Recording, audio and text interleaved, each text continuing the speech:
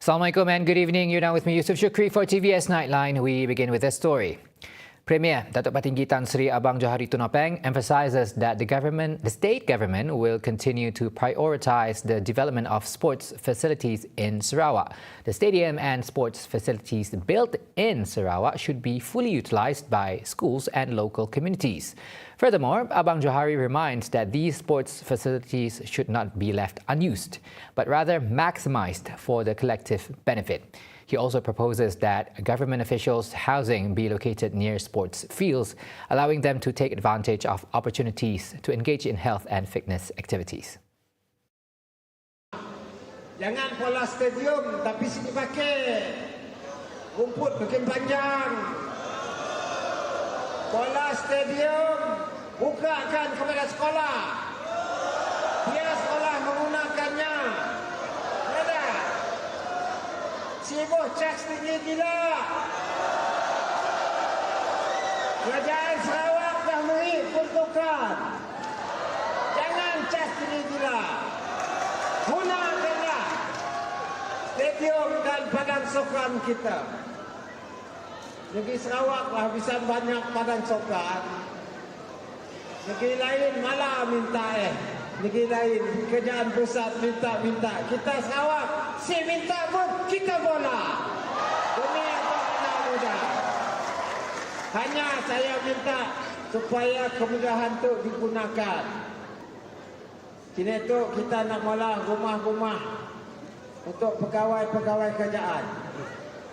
Saya nangkah rumah-rumah tu dekat dengan padang. Supaya pegawai pun boleh jogging. Gunakan kemudahannya, jaga kesihatan. Penyakit macam-macam penyakit kena itu.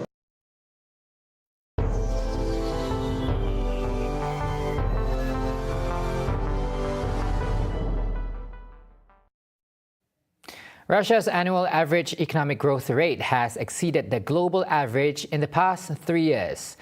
Russian Prime Minister Mikhail Mishustin reported this in a recent report published by Russia's RIA Novosti.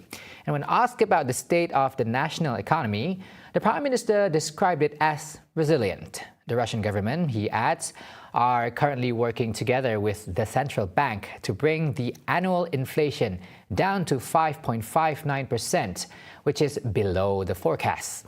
Additionally, Mikhail states the government is also working on fulfilling its social obligations and will continue to do so as long as the ruling government is in power.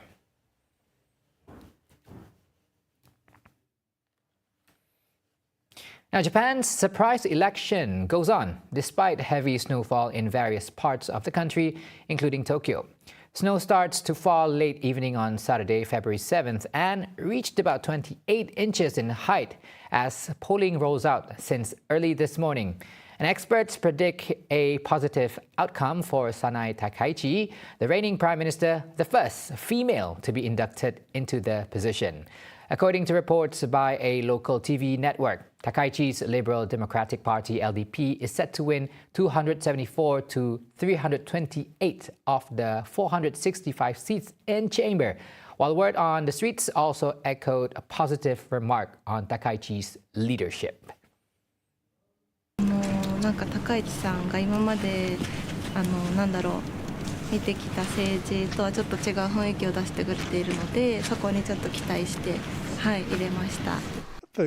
冬はやっぱり初めてですね、こういう雪の中の選挙っていうのは。ただ選挙に行こうという今の政権をなんとか盛り上げようと思うこのくらいの雪で選挙を休むわけにいかないし、国民の義務でもあるし。そうですね、日本初の女性総理で、なおかつリーダーシップのある高市さんは高く評価していたんですけれども、どうしてもその自民党内でも高市さんを支持する方ばかりではないので。Back in Sarawak, KUCHING has been recognized by the World Stroke Organization, or WSO, as an Angels region. making it the second city in Malaysia after typing in Perak to receive these prestigious global recognition. This achievement proves Sarawak has a high-quality care system provided by the Sarawak General Hospital, SGH, and Borneo Medical Centre, BMC, that is on par with international standards. Deputy Premier Dato' Ahmad Dr. Sim Koo Hian says the recognition is part of an initiative to establish 100 regions worldwide that excel in stroke care by 2027. And so we are one of those places good and strong. Stroke is important, every day you go to SGH, right? At least 2 to 3 patients. In this regard, he says that one of the contributing factors to the success is the additional allocation of 3.5 million ringgit from the Premier, which enables a more comprehensive stroke treatment procedure. Sim adds, the impact of stroke not only affects the patient, but also has a significant effect on the entire family, as it can cause paralysis.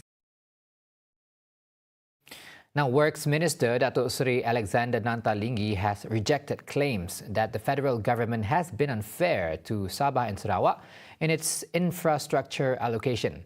He explains that the government has allocated 200 million ringgit this year alone under the Chakna 2 scheme to support cash flow from G1 to G4 contractors for small projects, including the maintenance of federal roads in both regions. Nanta highlights that this year's allocation for Sarawak and Sabah totals 50 million ringgit for road maintenance work, a 300% increase compared to previous years. He further emphasized that the increase in allocation reflects the federal government's commitment to ensuring infrastructure development in both regions to enhance the well-being of the people. Ini pentinglah untuk diketahui umum sebab selama ini ramai yang menuduh seolah-olah kita kerajaan Madani tak adil pada Sarawak, tak adil pada Sabah, jalan di Sarawak tak diselenggara dengan baik. Tengok, 2026 kita dapat penambahan yang luar biasa. Saya sendiri bangga lah kerana saya dapat peruntukan yang besar untuk Sarawak dan Sabah dalam erti maksud ini. Meanwhile, the General Operations Force GOF Sarawak Brigade has seized fireworks worth 3.18 million ringgit during Ops Starting Charlie, conducted across 4 locations from Wednesday to Saturday. According to reports, 3 men aged 31 to 42 were arrested in Padawan with fireworks valued at 1.8 million ringgit and a vehicle seized. Meanwhile, in raids across Kuching, Serian, Cebu and Miri, 5 men aged 22 to 70 were arrested and fireworks worth 1.39 million ringgit were confiscated. All suspects and items have been handed over to local police for further investigation under the Explosives Act 1957.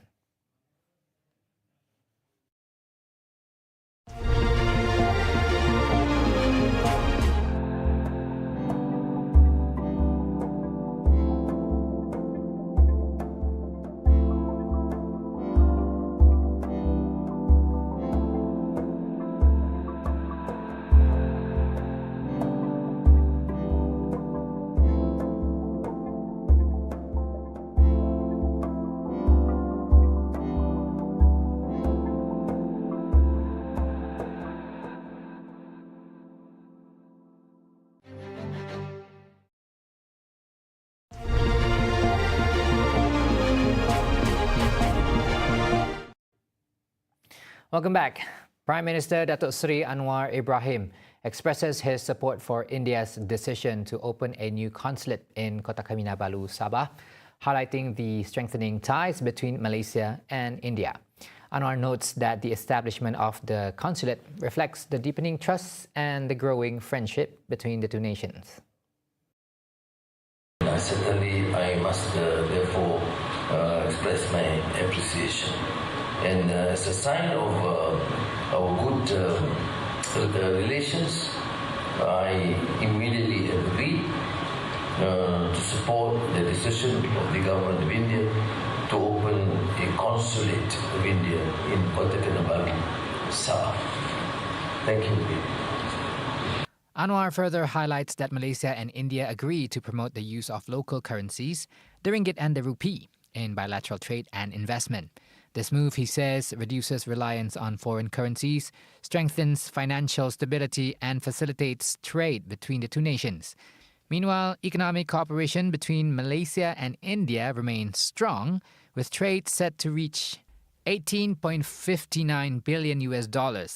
Anwar says both countries continue to strengthen cooperation in sectors such as trade, education, technology, security, and agriculture. The government is currently reviewing the creation of specific laws to regulate the use of AI applications. Communications Minister Datuk Fahmi Fazil says this initiative aims to curb the production of offensive content involving children. Now, at present, offences related to AI misuse are still subject to existing provisions regarding the abuse of application services. Untuk AI itu sendiri, pada waktu ini kesalahan adalah kepada penghantaran, penyalahgunaan perkhidmatan rangkaian, the abuse of network facilities to communicate grossly offensive content yang jelik melampau. Dan waktu ini kita serah kepada Kementerian Digital untuk nanti menggubal akta tertentu untuk mengawal selia penggunaan aplikasi kecerdasan buatan. Fahmi further explains that the MCMC is generally responsible for the licensing process, including if AI applications need to be licensed in the future.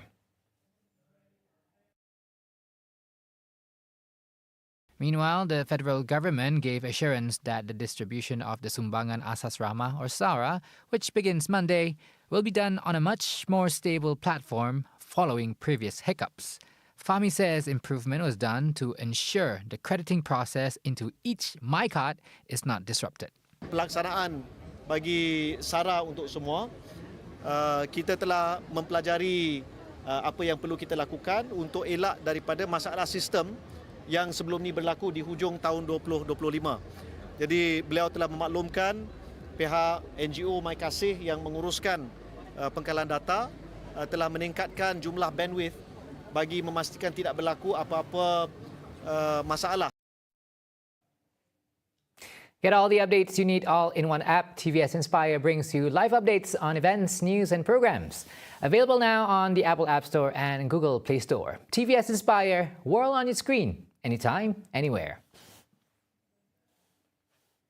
And those were the updates on TVS Nightline. Thank you for watching. Assalamualaikum and good night.